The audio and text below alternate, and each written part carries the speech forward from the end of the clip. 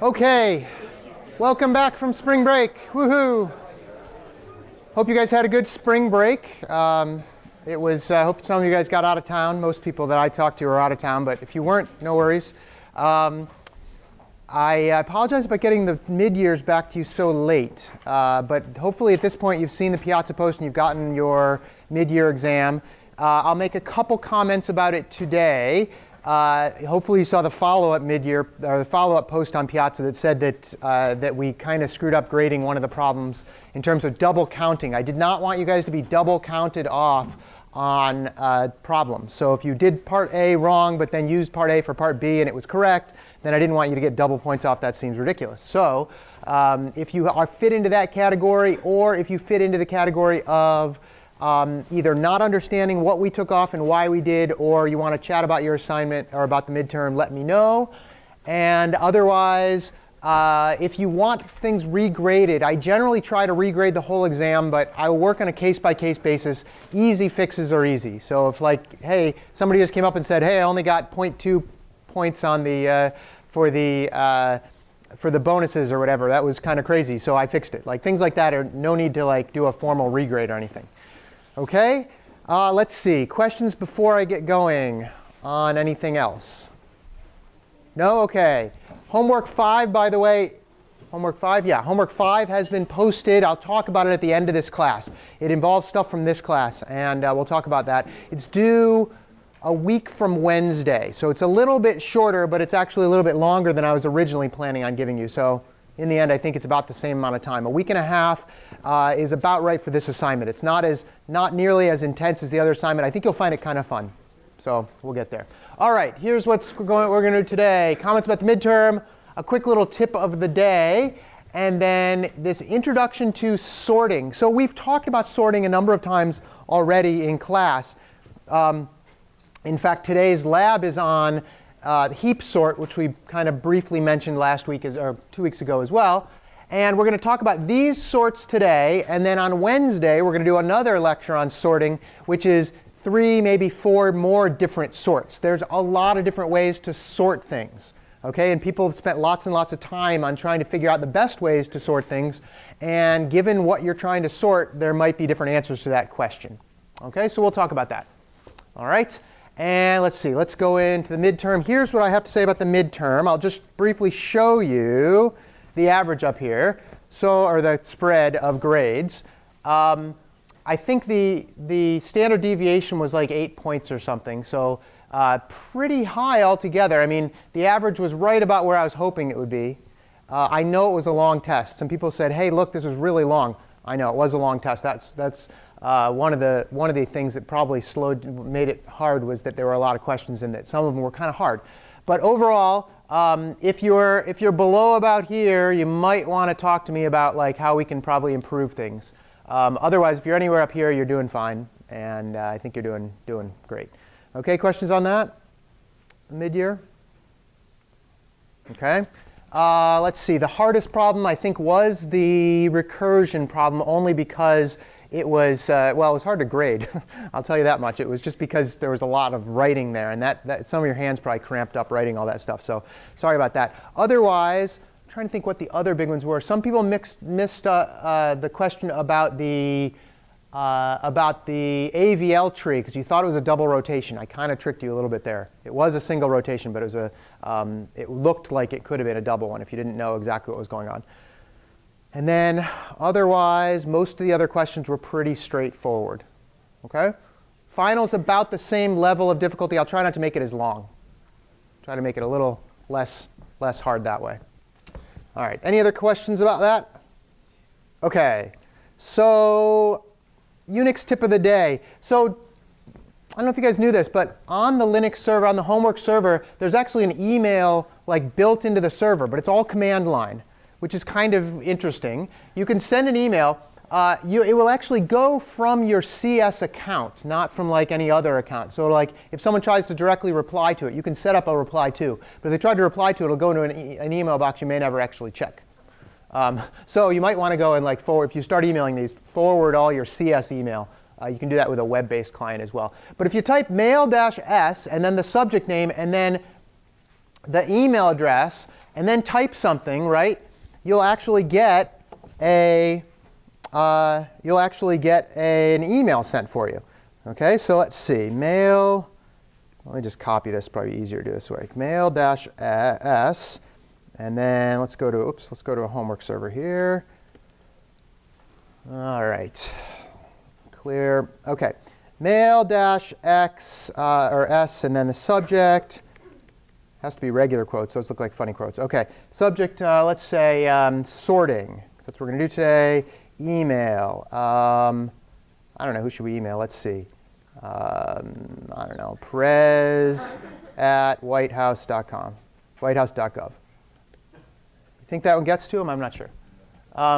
Okay, let's see. Dear Mr. President. Mr. President, don't want to misspell something to the president, right? Do you like to sort things? Do you know any good ways to sort a list? Sincerely, comp 15. And what you do is you hit Control D, and then it sends it. So, oh no, invalid. Oh, couldn't find it. Probably couldn't find it. Yeah. Oh no, email address. I did it wrong. Hold on. Hang on. Let me copy. We want to really send it to him because who knows? It might actually get to him. Okay. Let's see. So there we go. It's just a bad email address.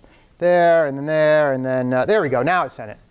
OK, so now it's off, and hopefully he'll reply, and it'll go to my email address, so I'll be all right. But you can do that now. That actually sent an email.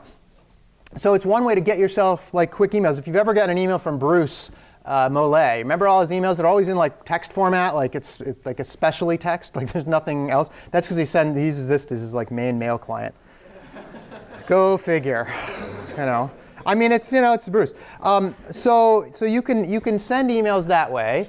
Let's see. You can also send attachments, right? But you have to use a different email client for attachments. There's one called Mutt, which is another client. I will copy the Mutt line here, and let's see.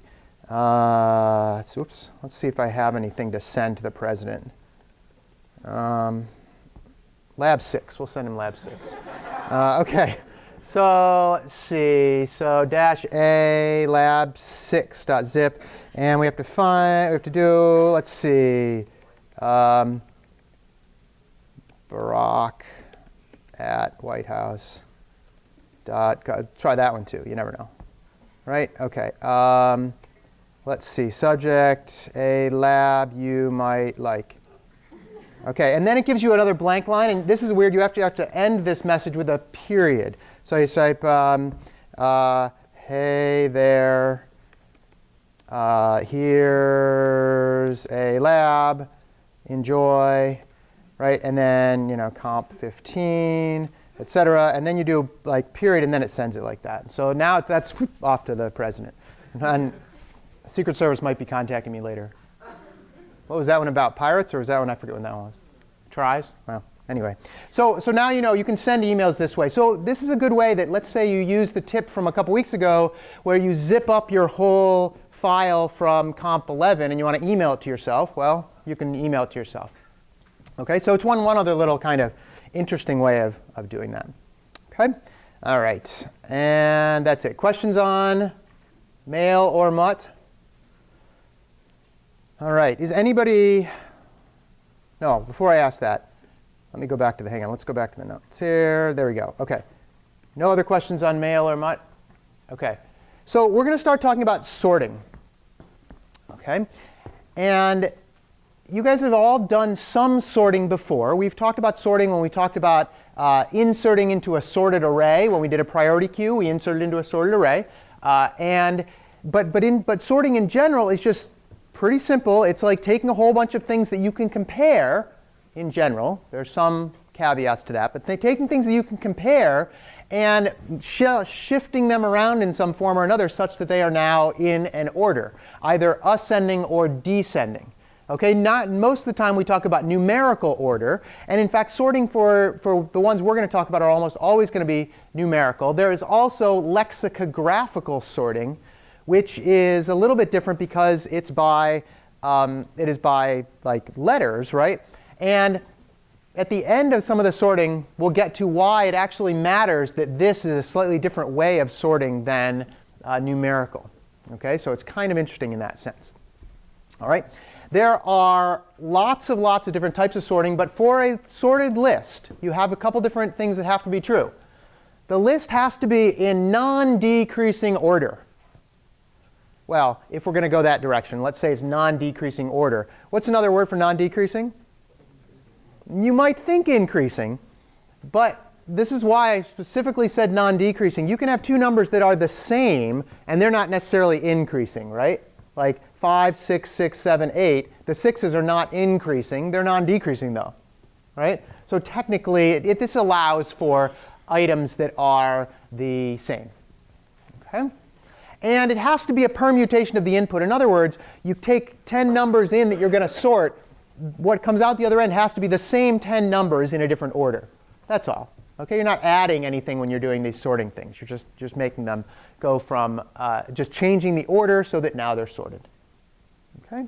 Pretty straightforward. Nothing too weird about sorting. Okay? Sorting is pretty well researched. In fact, there's a million types of sorts. Who can name a few sorts? Yeah. Bubble sort. OK, bubble sort's an interesting. Who else was going to say bubble sort? Did you guys learn about bubble sort in Comp 11? No. There's a reason you didn't learn about bubble sort, right? Because it's terrible, right? It's like probably the worst sort you can actually imagine. Now, it's a good answer, right? Good answer. But maybe you guys have seen this video before. I'm about to show you a little video. So when President Obama was actually, before he became president, he was Senator Obama then, they actually asked him, he went to Google and had a little like sit down with the head of Google or whatever, right? And they actually asked him some stuff about computer science. Now hopefully the volume will be all right here.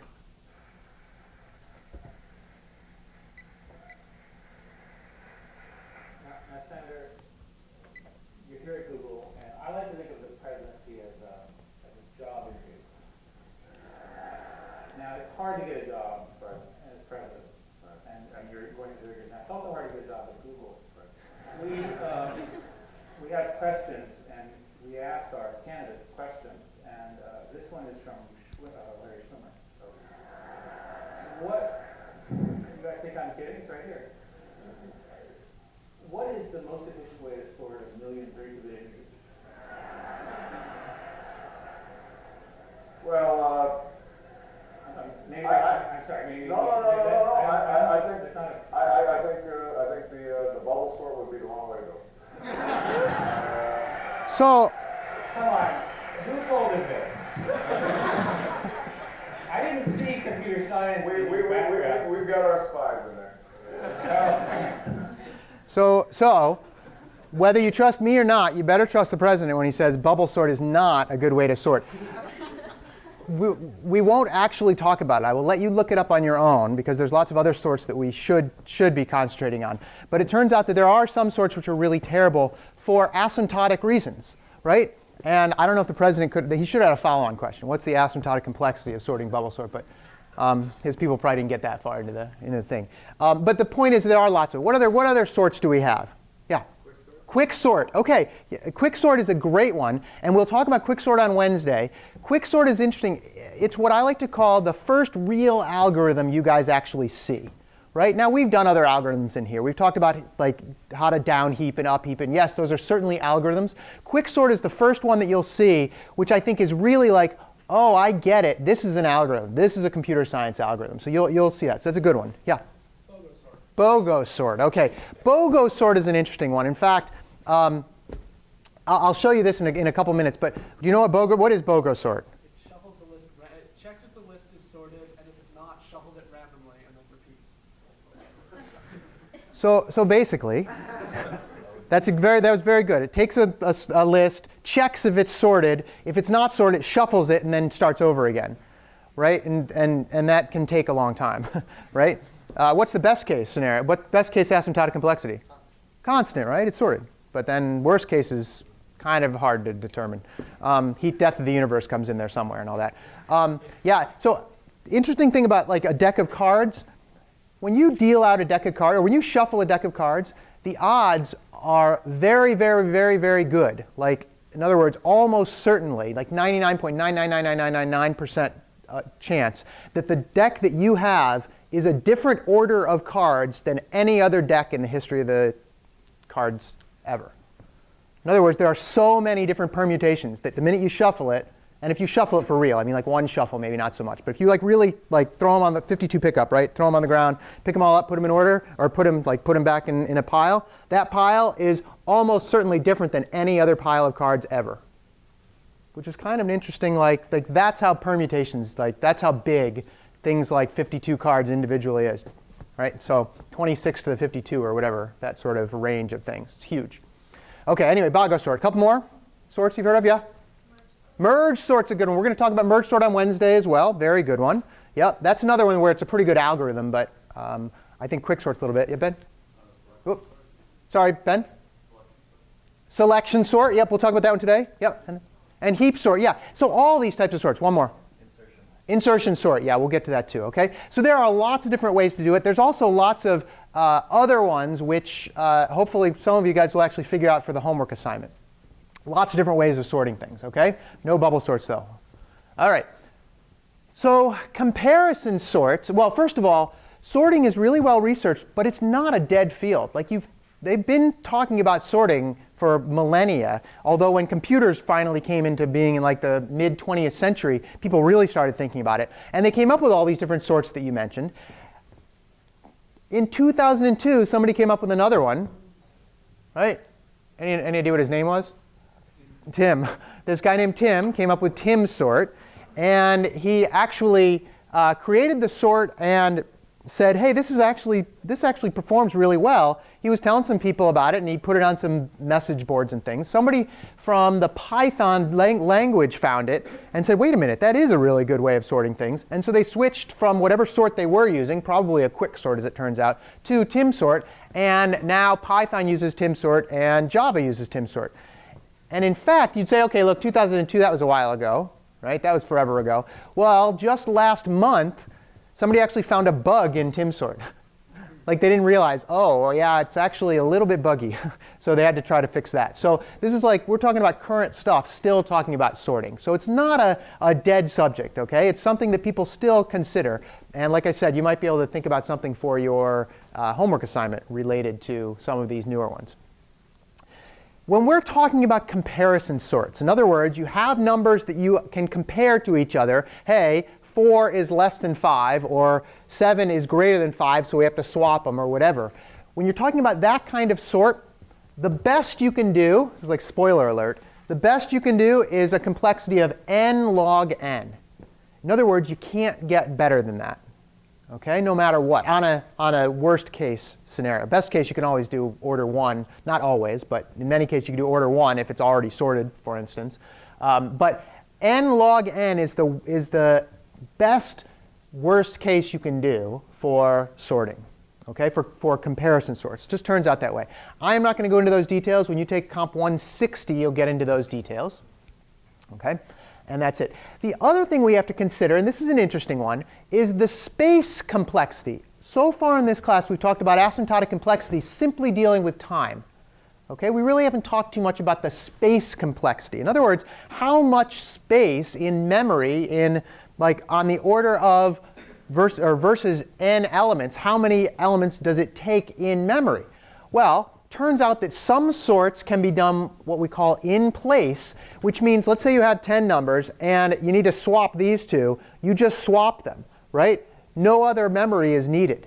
Other sorts, you have to actually take extra memory and copy like the values into another place, copy, copy, copy, in one form or another, so that you actually have a lot more space than just the number of like the area, or the actual like number of things you're trying to sort. So what's interesting about that is that, well, depending on your situation, you might have a situation where you need to conserve memory. Okay? If anyone's ever done any Arduino programming or programming on any embedded system that has very small amounts of memory, you have to think about this space considerations. You might be able to do a sort faster if you had more memory, but you just don't. So you're going to have to choose a different sort to do it that way. Okay? So in place is a big deal. For most of the sorts, we'll talk about whether or not they're in place. Okay? We'll do that. Definitely an important thing if you're talking about memory management. Okay. All right. So in-place sorting can also be, generally in place, well, it doesn't really matter, sorting in general, can be what we call stable or unstable. Okay, here's what that means. Let's say you have 4, 3, 4, 5. Okay, 4, 3, 4, 5. And you're trying to sort that. What does that become? Increasing order. 3, 4, 4, 5. Let me actually draw this one out. See what's on the board under here. OK, here's what a stable sort and an unstable sort looks like. If you have 4, 3, 4, 5, and you're trying to sort that, OK, this in the end would become, if we're sorting in ascending order, 3, 4, 4, 5. Which 4 is that one?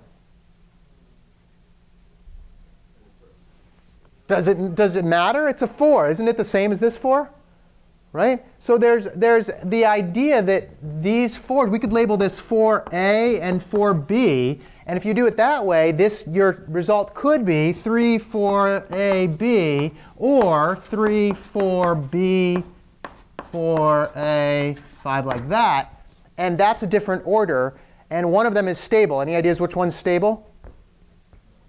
Yeah, this one's the one that's stable because the position of the two 4s did not change. Now, with numbers, it doesn't matter. But what if these are keys?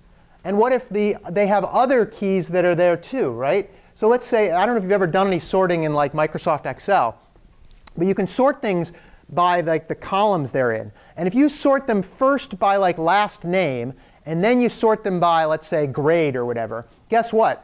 In the end, you get the top grades, but any ties, it's still in order by last name.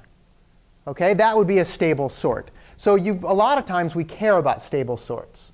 Okay, sometimes we don't, but a lot of times we do. Yeah, sorry. So the fractional numbers changing doesn't matter if it's like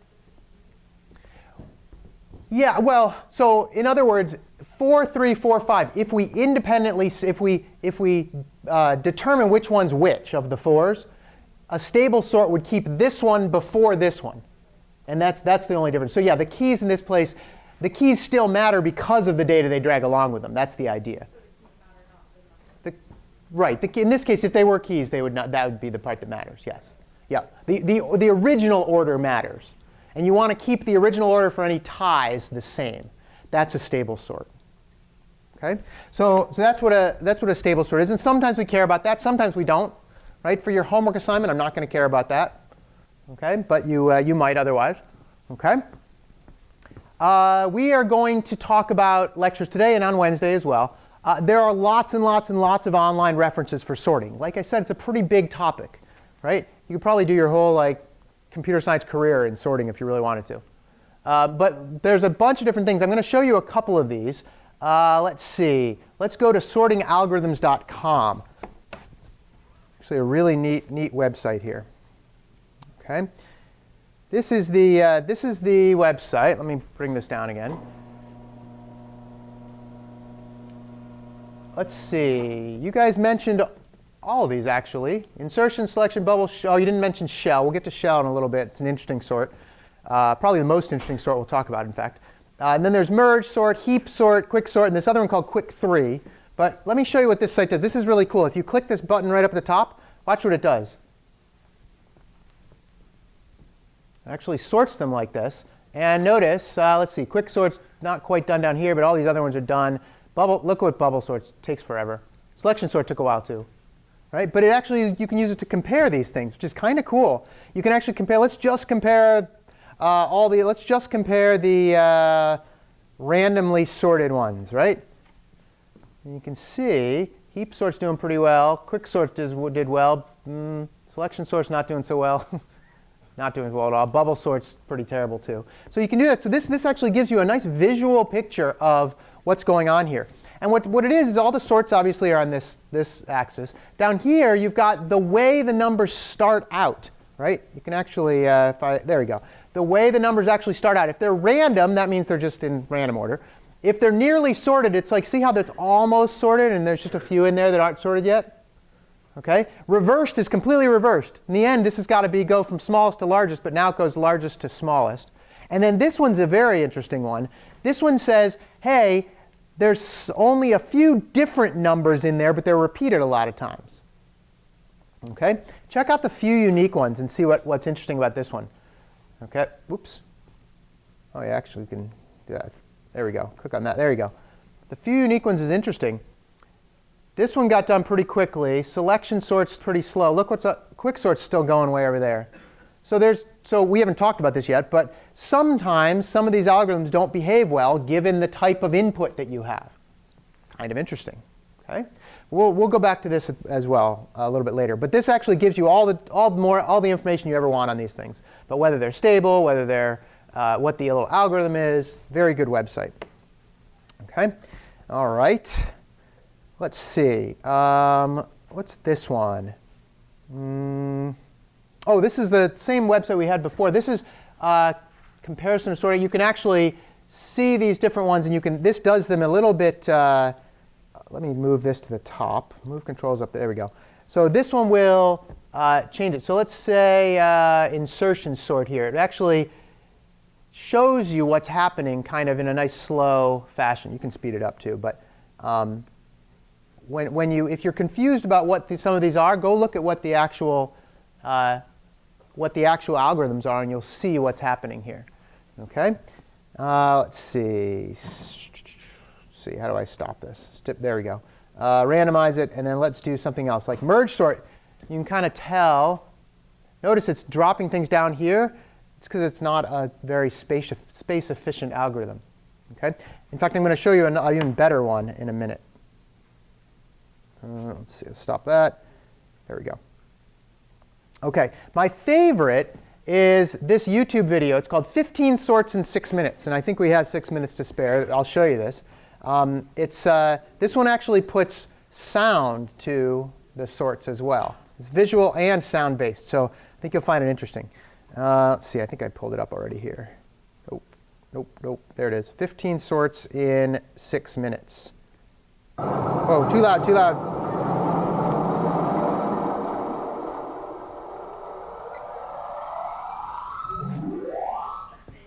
So I'll stop there for a sec.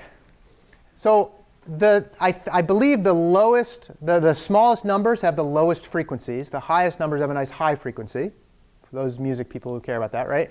And as it's moving, every time it touches something, it does the frequency of whatever that one is, right? So that one was selection sort. OK? Want to see that one again? By the way, you should also pay attention to how many things it is.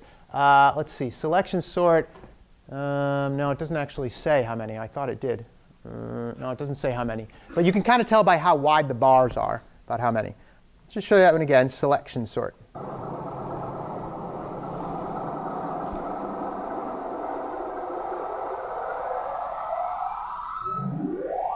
OK.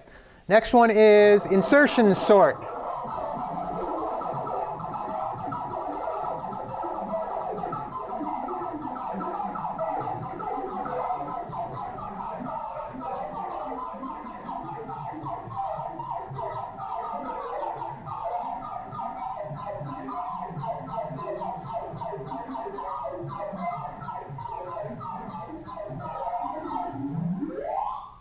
By the way, this one, notice the bars. Hang on. The bars on this one were a lot closer together. Bars on this one were a lot closer together, so there's many more sorting here. Selection sort was much wider bars because it's such a terrible sort. OK. This one is quick sort.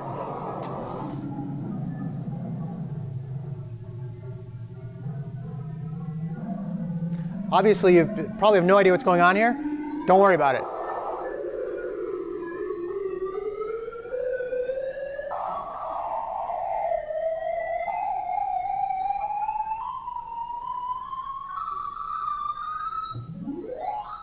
There we go. Merge sort.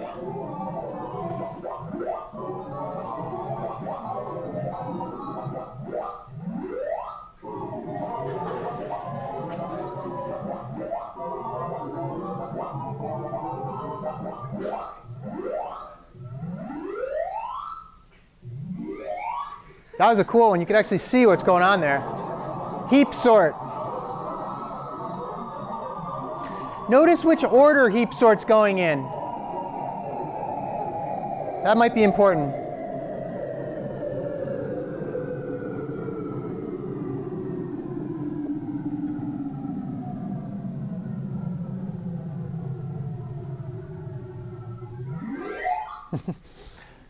Okay. Radix sort. We will get to this one on Wednesday. This one's hard to figure out when you're looking at it.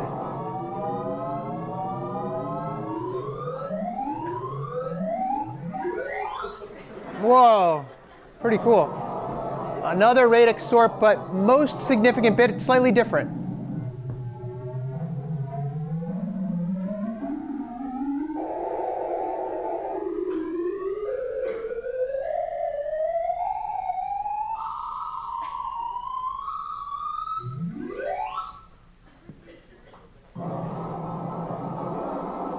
This is the one from, this is the one that if you used a library function to do it. This is more or less quicksort, but there's a very interesting thing at the end that I'll show, they'll see. So pay attention to the end of this one.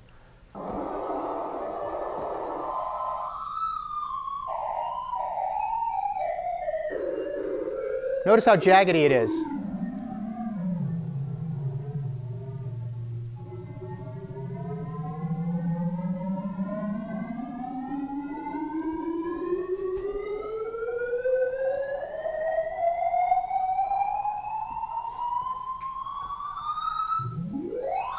Interesting, okay.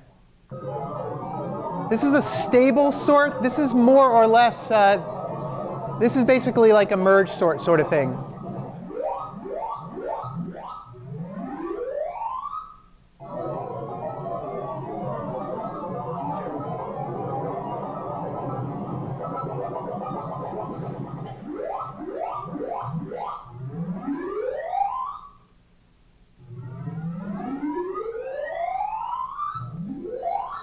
Okay, that was merge sort. I mean, another, it's kind of a merge sort.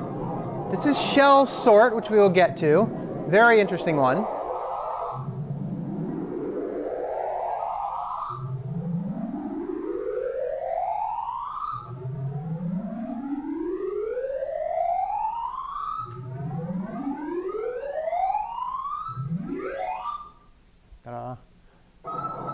Bubble sort. Notice how wide these things are.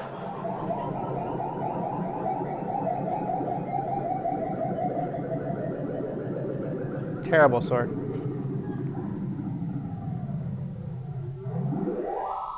All right. Cocktail shaker sort. We're not going to talk about this one, but doesn't it look like somebody's like shaking a... No.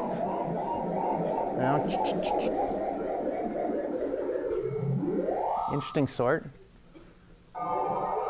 A gnome sort. I don't know why it's called that. Maybe it looks like a gnome sitting upside down. I don't know.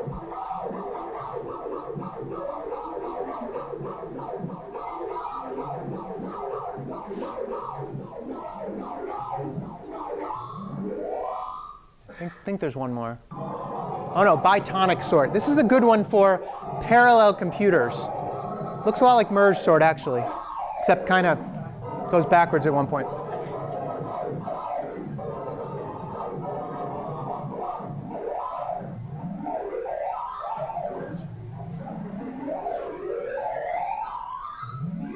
All right. This one's Bago sort. Yeah. So this goes on for another like 30 seconds, and guess what? Never sorts this one. Okay, so I know we haven't seen a bunch of those. We'll go back to these occasionally and see them. When you've learned about these, go back to this video and see if you can figure out like what was actually going on. Okay. But those are, I think that's kind of a cool way to visualize sorting. Okay? All right. Let's get into some details here of some of these sorts. Okay? We've already looked at an insertion sort before in terms of inserting into an array that we keep sorted. It's very similar. This is saying we are going to have an array that already has values in it, and we're going to do an in-place insertion like sort. In other words, we're going to go through this algorithm without like pulling values out, except maybe to either swap them or to hold on to a value while we do some other things. Okay, but it is in place. Okay, here's how it works. Okay, the algorithm is you iterate through the list. Okay, you go through the list. You start with the second element. Okay, we're starting with the second. Remember why we started? We did this when we were doing some like checking what the maximum element was or minimum. Why do we care about? Why do we start with the second one? Any ideas? Yeah. Because the first one's always going to be sorted against itself. Right, against itself, the first one's already going to be sorted. So there's nothing to compare against if you're already doing it. So you might as well just skip that one and start with the second one. And at each element, you basically, I said it like this: you shuffle through the neighbors below. You don't necessarily need to shuffle, but it's kind of one way to think about it. But basically, you go until the proper place is found for the element, move everybody else down, and then plop the element there. That's really what happens, OK? So we're going to start with 5. We're going to compare it to 9. And because we're going least to greatest, right, we're going to say, look, 5, it should go before 9. So you have to shuffle the 9 up to here and then put the 5 there. OK, we're going to keep doing that. OK? And then 10, well, 10 gets compared to 9. And since we've already gone a little bit through the algorithm, we've compared 10 to 9. And what do we know? 9 is already sorted. And because 9 is already sorted, what else do we know? Everything below it is sorted. Right? Below it, in this case, is sorted. So if you go down in 10, if you start at 10 and go check the neighbor and nothing needs to be done, you don't need to do anything, which is kind of one of the nice things about this sort. Okay, this is a sort that says, in some cases we don't have to move anything, which is good. Okay, 8 on the other hand. So when we look at 8, we're going to look at 8 and we're going to say, fine, 8 is less than 10, but then we're not quite done yet because we don't know. It should definitely go to the left of 10, but then we check 9 and it should also go to the left of 9. So what do? We shift 10 here and we shift 9 here and we plop 8 there. That's really what's happening. You can think of it, I'm shuffling these guys up to where they need, to the one we just started at. Okay? Like that. 8 goes there, 9 and 10 goes there. 9 and 10 shuffle up. Okay? 12, already sorted. Right? Because nobody else below it is actually, it's definitely greater than 10, and we know that the rest of the array is already sorted. Kind of nice. Okay? 11, same thing, we just switch 1. Okay, 14, we don't have to swap. 2, on the other hand, you get to this one and you go, oh no. 2, less. Everybody has to shift up. Right? Everybody has to shift up. So you can see where this is maybe not the best algorithm in the world. Okay? And then 22 and 43 happen to be already sorted. Okay? Questions on the algorithm here? Not too hard. We've done through it a few times already in class on other issues. That's pretty straightforward. Okay, what's the complexity here? The worst case and best case. Talk to your neighbor. Just mention it to your neighbor for a sec. Worst and best in this case.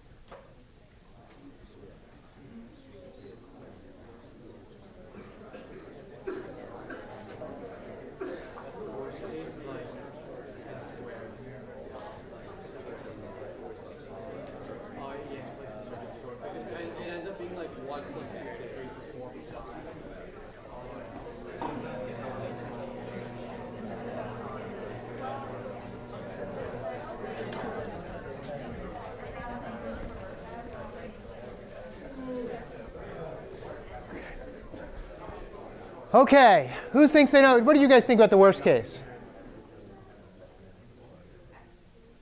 Exponential. Why exponential?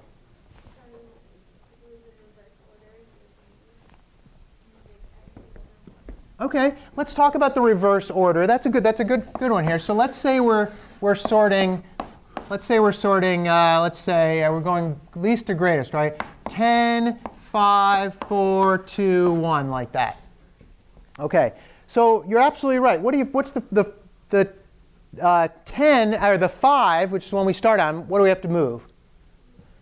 We'll move the 10. I'm just going to cross out. 5 goes there, 10 goes there, right? And then we're done with that one. What about the 4? You have to move everybody. 5, 10, so the 5, 10, 4. Okay, and then for the 2, you and move everybody again, right? And let's say, so then it's going to be, let's see, the 10 goes there, 5, 4, 2, and that's there. And then finally the 1, and then everybody has to change as well, right? So that's going to be 10, and then 5, 4, 2, 1. And we did that. I don't think exponential is quite right, but we basically went through what? For every element, we basically had to do what? More or less go through the whole rest of the array, right? Now, it's a little less than n squared in the big picture. N squared is what it ends up being. Did other people say we're going to say n squared? I know a couple people said quadratic. I heard quadratic. But it's pretty good. But it turns out it's n squared because you do, for every element, you have to go through all the other elements if it's in reverse order. And reverse order is actually the worst case for this. Okay? Because you do have to go, for every one, you have to continually move, move, move, move, move. And it's a pain. And if you look at the sorting algorithms here, and you look at the insertion sort, which is, let's actually do this. Let's see if we can get, there we go. Insertion sort on reversed. Oh, it's not, oh, there it goes. OK. It's going to take, notice it's like back, back, back, right? That's the problem that it takes, that it's doing that. OK? Yeah. What's the best case scenario for insertion sort? Yeah. If it's already sorted, and what's the case there? Yeah, you just basically go through every single one, right? If it was sorted 1, 2, 4, 5, 10, you go to 2 and you check against 1. Do we need to change anything? No. Go to 4, check against 2. Nope. 5, nope. 10, just go through it once. So it's actually order n, meaning you have to go through the list once. Okay? And this is nearly sorted. But you can see how fast it does that, because boop, it's like that. Okay? Insertion sort is actually a very good sort to do in two cases. If it's nearly sorted, or if you've got a very small list. Even if it's reversed, for a small enough list, insertion sort is a good choice because there is no real asymptotic behavior for a really tiny list. Yes, you might, let's say it's 10 items, right? You might have to do 100 operations. For 100 operations on a computer, that's like, it doesn't even take, like, it doesn't even like stop. Right? It's like, boop, we're done, right? What do you want me to do next, right? So insertion sort is good in a couple of cases. Okay, it's good if you've got already sorted data, and a lot of times you may have mostly sorted data, right? Remember the insertion sort that, remember when we were keeping things in order, right? Well, that's a pretty, like, doing an insertion into that is pretty easy in general, right? Because you don't have to move too much. You only have to move, well, I guess if you got more items that were out of order. But if it was already in order, you're in really good shape. N behavior, okay? Worst case behavior is n squared. So not a great one, but OK for some purposes. Okay. The next sort we're going to talk about, sorry, the worst case, the average performance is also n squared, which is not good. But again, if we're dealing small arrays, you do it very fast. When we saw the quick sort video, the one where it was bloop, bloop, bloop, bloop, remember when I said pay attention to the end and it was a little jaggedy going up there? That's because quick sort, when part of the algorithm, it like makes smaller and smaller arrays. When the array is small enough, I'm sorry, it wasn't quick sort, it was the standard sort. When the array is small enough, it actually switches to an insertion sort because this is really quick for small arrays, as it turns out. Okay? All right, the worst case space complexity. This was an in-place sort. Okay, it was in place because we only had to shift things. We didn't have to take a whole nother array, make a whole nother array, and put stuff into. Okay, so space complexity, pretty good.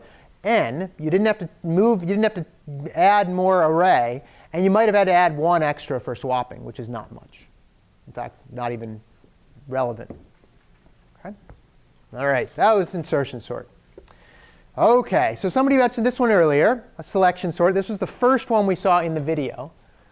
Okay? It's an in-place sort, which is good. Normally we like that. And the algorithm is super duper simple. Find the smallest item in the list and exchange it with the leftmost unsorted element. repeat. Right? Right? Find the leftmost element. Let's see, did I do this one? Yeah, here we go. Find the smallest element. Now, already when you're thinking to yourself, oh, find the smallest element. Do you remember what the asymptotic complexity of finding the smallest element in an unsorted list is? N, because you have to go through all of them because it might be the one at the end. Right? So in this case, you have to go through every single element, well, aside from the ones that you know are sorted. You have to go through the rest of them and determine which one's the smallest and exchange it with the leftmost unsorted element. Okay? That's not the easiest thing in the world to do. Okay? I mean, it's easy. Actually, that's not true. It is the easiest thing in the world to do. It's just not a very efficient thing to do. Right? So selection sort is really slow because it needs to go through the entire list each time. So, right, in this case, let's see. Oh, I'm not actually doing it. I'm saying, fine, find the 2, swap it with the 9. Find the 5, well, it's already swapped with itself there. Find the next one is going to be 8, right? Swap it, et cetera, et cetera. That's how it works, OK? This is actually a good one to see here. We've kind of seen this one already. Let's see, selection sort. Here we go. All right. So far, 5 is the least. Nope, now it's 2. It's still, OK, I think 2 is going to win out there, right? And then 2 is going to get swapped with 88 down here. And then it's going to go, OK, now 5, right? And it's got to go through all of them again because it didn't keep anything like anything. So now it's 3. OK, then 3 is going to get swapped with the 11. Up, and it's 5. But guess what? Even though it's 5, which is the least one here, it's got to go through all of them and check. It takes forever. It's n squared behavior in this case. OK? All right, we don't need to keep going on that one. Take forever. OK. Whoops. Complexity on this. Worst case complexity, n squared. Best case complexity, n squared. Average, well, n squared. Space complexity, this one's not so bad. Right? Again, it's in place. So you're just swapping something. You might have an extra one for swapping. But selection sort is actually very easy to do. Now, here's something I want you to think about. And in fact, I want you to talk to your neighbor about this. Is there a case where selection sort is a pretty good sort to use, and you have to assume something about the data? Not about the data. Sorry, you have to assume something about the situation in where you care about the actual order of the elements. Think about this first. Just take 30 seconds and say, well, let's see, what could we do? When would this be a good way to go ahead and do things?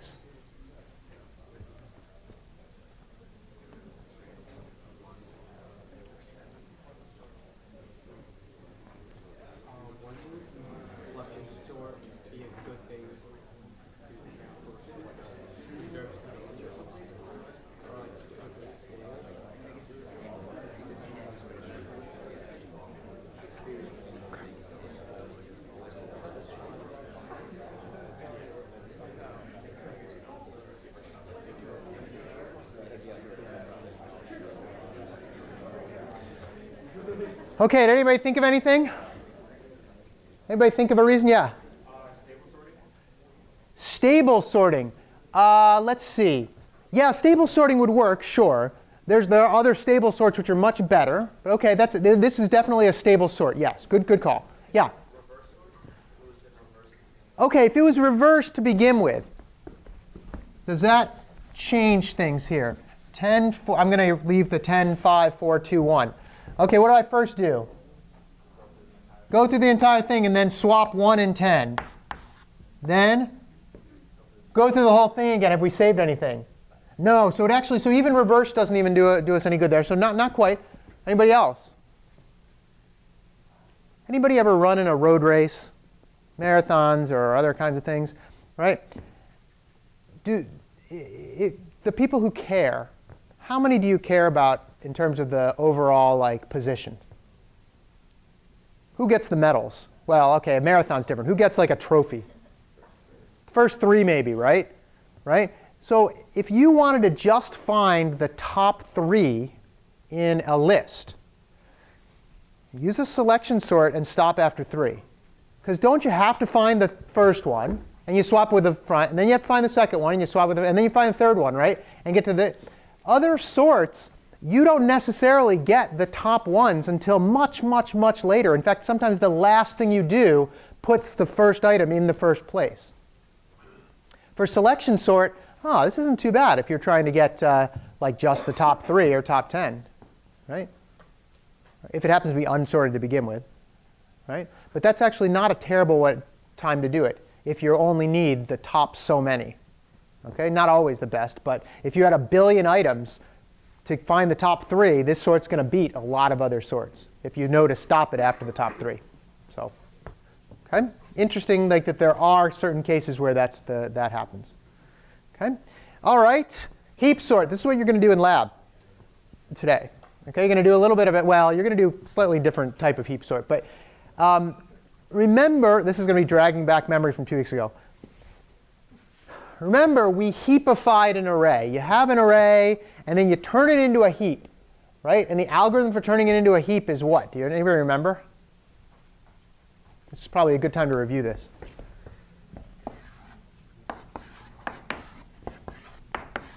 Let's say 10, 2, 17, 1, 19.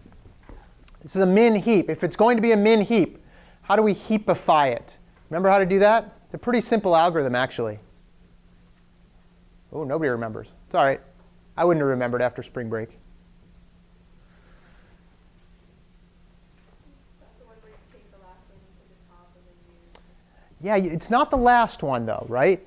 It's the one it's the first one that doesn't have any children, or that has children, right?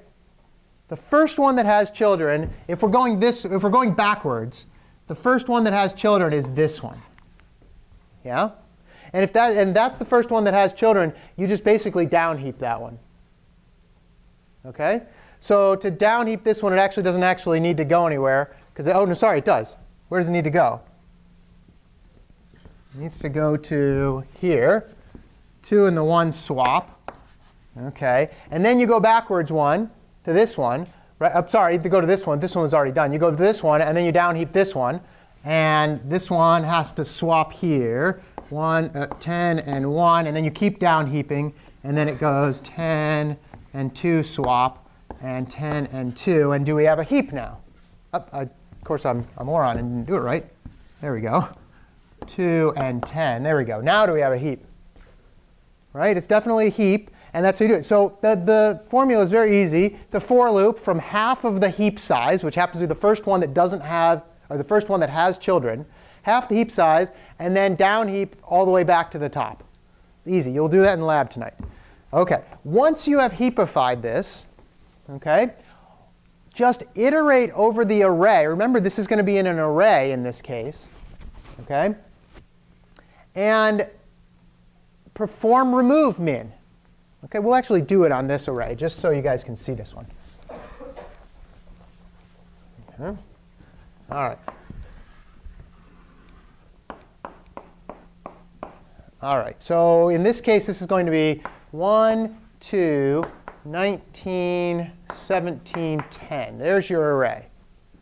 OK? And we're going to just do remove min each time, right? And instead, what we're going to end up doing is remove min, and instead of returning the minimum element, put it at the end so that we can keep it. Basically, you could return it. That's what you're going to do in lab tonight. That's all happening behind the scenes. But you're going to return it. Instead of returning it, just swap it with the end. So in this case, 1 and the n one are going to get swapped, right? It'll be 10 and 1. Right? And then now we're going to down heap. That's going to be a 1. We're going to down heap, but this is no longer part of the array. Because basically we don't want, otherwise it would bubble up to the top if we down heaped, right? Or it would eventually bubble up somewhere else. So basically you're saying, hey, use the array storage that we've got, and there's now your heap. OK, let's actually bubble this down.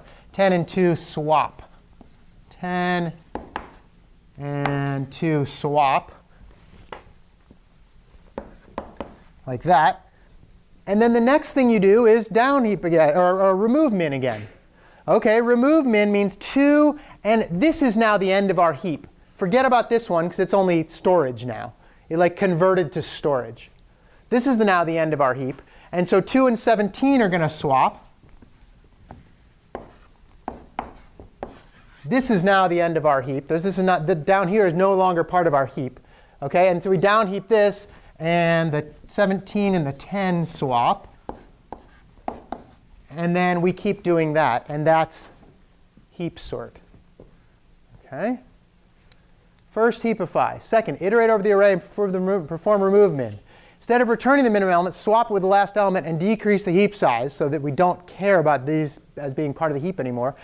And when the iteration is complete, guess what? You're going to have a reverse list, 1, 2, 10, 17, 19. Okay, you see how that works? Remember you probably don't. In the video, there was the heap sort, and it was doing it backwards. It was like becoming smaller to greater, right? And that's because it was doing exactly this. It was taking the min element and throwing it at the end, so it ends up being in reversed order. And then going backwards and unreversing it's a pretty straightforward thing. Okay, that's heap sort. Let me show you here. Unheaped is here. Once we heapify it, it becomes this one. That's now a heap, right? And so all we do is call remove min, swapping it with the end. 2 and the 43 swap, but then 2 is now no longer part of our heap. And then 5 and 22. And then 22 and 43. Oh, sorry, we gotta reheap. And then 8 and 43. And in the end, you'll see, etc. It ends up being 2, 5, 8, 9, 10, 11, all the way backwards. Okay, that's heap sort. Pretty fast sort there, too. This is an n log n. This is our first real n log n sort, which is kind of nice. Best performance, worst performance, n log n. Average performance, n log n. Also in place. This is why it's a pretty good sort. Okay? You just have to make sure that you are you do your heap right. But that's it. Okay, it does destroy your heap in the end. Your heap is now not a heap. In the end, it's like not a heap at all. Yeah? The performances are like assuming you're given it heap, right? Is that what it is? Or is that heapifying and then It's heapifying then doing it. Yep, heapifying and then doing the actual remove min goes through each of the elements. And in the end, it's n log n. Yep. Okay? All right. Heapify is one of the ones you're going to do, or you're going to do that tonight in lab. Okay? All right. This one is an interesting sort. Okay? This, I think, is the most interesting sort. One of the top 2 most interesting sorts we'll talk about. This is a sort called shell sort. Now, the first time I ever heard about it, I thought it was like, you know, the shell game where you have shells. I thought it was like named after that. It's not. It's literally named after a guy named Donald Shell. Right? Shell's kind of like Tim sort. It's named after Tim. Okay? It is an insertion sort, but it's generalized using the fact that insertion sort works well on already sorted data. Okay? So here's what it does, okay? It's pretty easy to code because it's basically just an insertion sort. There's a couple tricky things about it, and you'll see why that's the case in a few minutes. What you do is you rearrange the elements, okay? So that if you look at every hth, that's a terrible way of saying it. I think it should have been n or something, but every hth element produces a sorted list, which is said to be h sorted. Okay? In other words, let's say that we had, let's see if I'm going to be able, well, I'll just draw it like this. This will actually be a sorted list. 2, 9, 10, 15, 20, 37, and 43. If we had a 3 sorted, like if we checked every third element, 1, 2, 3, 1, 2, 3, 1, 2, like that, those ones would have to be in order. The other ones wouldn't matter. Okay, that's what it means to be hth sorted. Okay? Once you do that, you do that for a big gap size. Like let's say you have 1 billion elements. You might do a gap size of like, I don't know, 100,000. And so every 100,000th element is now going to be sorted relative to each other. Okay? Then you decrease the gap size and do it again for some other smaller gap, so that now each kth element is sorted. Turns out that this retains the original sort. Nothing changes about that. And then the list is now also k-sorted. So basically you have the unsorted list. You've now got so many elements that are sorted relative to each other. Then you have a smaller number, and then so many are now sorted relative to each other. And that doesn't break the other part of it, like the original one. Continue doing this until you reach a gap size of 1, and then the whole array will be sorted. OK, let's take a look at this. See if we can do this. OK, here's the example. OK, we're going to pick some fairly small gap sizes. If you want to do this yourself, you're probably going to want to do lots of gap sizes, not just 3 of them. You could pick 3, but it's not going to change much. OK, things are still going to be pretty much like an insertion sort with a gap, like 3 different gaps. You want to do like 1,000 different gaps or something like that. But here's how it works, OK? And I've color-coded these as best I could, so you can see what's going on here. This is the original unsorted array. OK? First, we're going to 5 sort. OK? So in other words, we're going to sort the position 1, position 6, and position 11. OK? We're going to sort the 62, the 17, and the 25, which should become 17, 62, 25. OK? Then we're going to sort we're going to have to do that for all the interleaving ones as well, which is still the 5 sort. So first we do the 1, 6, and then 11. Then we do the 2, 7, and 12. Then we do the 4 and the 9. Notice they're all a gap of 5. OK? So that's what we do. Then we sort those like this. So this is the ones. We're going to sort the 62, 17, and 25. The yellows, 83, 95, 28, 18, 86, 53, 47, 7, and 69. And when you do that, OK, what I've done is put the originals up here, and then the ones now that we've sorted these like this. So for instance, if you look at the red ones here, the 62, 17, and 25 became 17, 25, and 62. And keep in mind, you're just doing a regular old insertion sort here. Nothing fancy about it. Just an insertion sort based on just those gaps. OK? All right. And then if you look at the yellows, 83, 95, and 28. 28, 83, 95. So now this array is now 5 sorted. OK? Because anytime you pick a gap size of 5 in there, they will be sorted relative to each other. OK? All right. Then you do the 3 sort. OK? You do 1, 4, 7, and 10, 1, 4, 7, and 10, and then 2, 5, 8, and 11, et cetera, et cetera. And now you've just got a different gap size, and you're sorting those. Again, the coding is not that hard for this, and you just have to do it. Right? OK. And then, now we're going to do that one, because this is the same. This is now the 17, 47, 83, 69, 28, 7, 86, 62. Notice gap size of 3. OK? We're going to do that. And then now the second line here is the new one that we've just created, or the one we just came from. OK? So the 17, 47, 83, 69, 17, 47, 69, 83, et cetera. OK? Now this one is now 3 sorted. Notice something about this.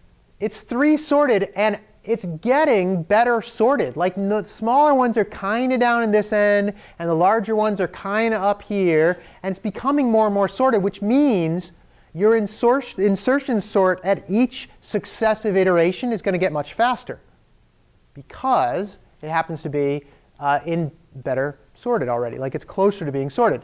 OK? And then you end up doing a normal sort where you sort the rest of these. Since it's already more or less sorted, the last sort's really quick. And you end up, with the actual final sort like this. So you go from here and then finally sort everybody to there. OK? All right. Now, complexity on this. Well, worst case, still n squared. If you have a completely reversed list, it isn't going to do much good for you. OK? Best performance, though, you can actually get this to be n log n if you pick good gap sizes. Average performance, we actually don't know what the average performance is. Like, it's still an open research question. You know how I said that sorting is like still kind of like in the research end of things? It is. Shell sort is still, we have no idea what the average performance is for this. Yeah, question?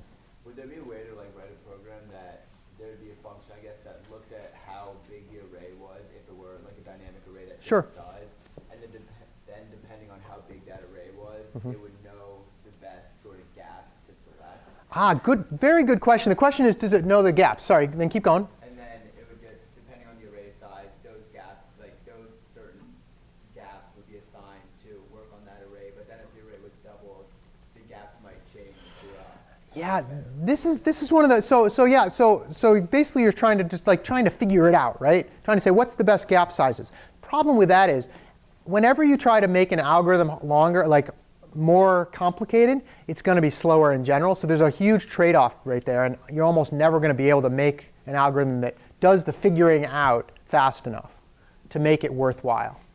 But there are people who have done lots of like research on this thing. You can look up the shell sort algorithm online, and then the gap sequences here.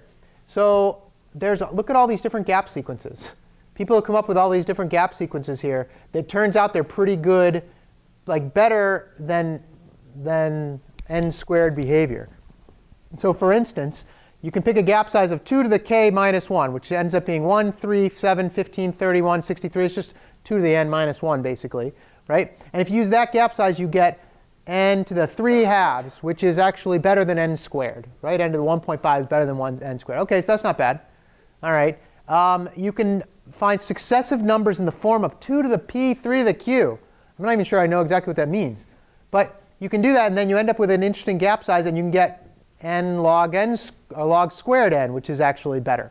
And people like publish papers on this stuff. They say, hey, you know, we're publishing a paper on this. And they tell you what the good gap size is, right? So Shell, this was the one Shell originally came up with. Still n squared. Well, too bad. He didn't do that much better there. But some interesting research has been done on this. You'll notice a bunch of names come up at a lot of times. Somebody like, this is their whole research thing. But interesting, like some interesting different ways to the ceiling function of this whole thing. So gives you the interesting gap sizes, right? And then this one, they still don't even know what the actual asymptotic complexity is. Okay? What I thought you were going to ask is, hey, couldn't they just do a lot of tests to figure out what the asymptotic complexity was? Oh, well. So it's depending on the number size, like you have just different sets. Yeah. Like gaps, like 1, 5, 19, and then if the array is this size or looks this certain way. Well, looks this assign certain way the is tough. gaps to- Yeah, that's a little true. That's a good point. You'll still run into the problem of like trying to do that analysis on there, right? So it's a little bit harder. It's harder to do than that. But if you're trying to figure out like what the asymptotic complexity is, yeah, you can write some programs to kind of empirically figure it out. The tricky part is turning it into enough math to make it like a proof. So if you're taking Comp 61, discrete math, you'll know all about proof by now, right? And proving these things is not always the easiest thing in the world to do. Yeah. OK, so that's shell sort. Now, you may have seen this in Comp 11. I'm not sure. There's a bunch of visualizations of sorting online. Stop me. Well, here's what I'll do. I'll start this, and you can watch it. There's a shell sort visualization online. If you think it's amazing, which it is, then you can stay. If you think, oh, I've seen this type of thing before, then you can go. But this is a shell sort visualization done by a bunch of dancers. Did you guys see this in Comp 11 for anything? Oh, good. Let me see if I can turn the lights off. Hang on. There we go. So this is actually, they're doing shell sort. And they're Hungarian dancers.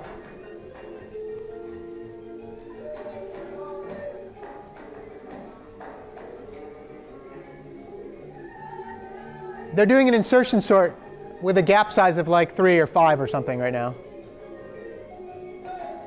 5, I guess.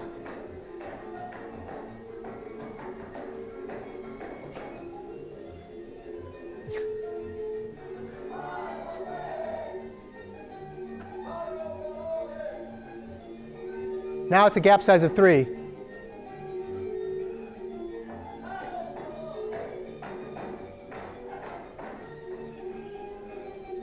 The best part is these dancers had to figure out shell sort. They also do this for a whole bunch of other sorts, like merge sort and quick sort.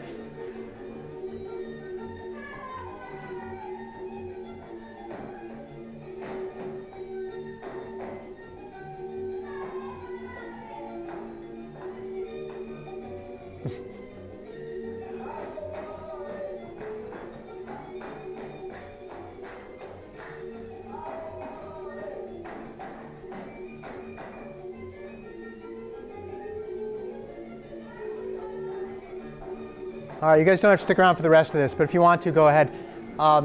That is sorting part 1. See you guys in lab or on Wednesday.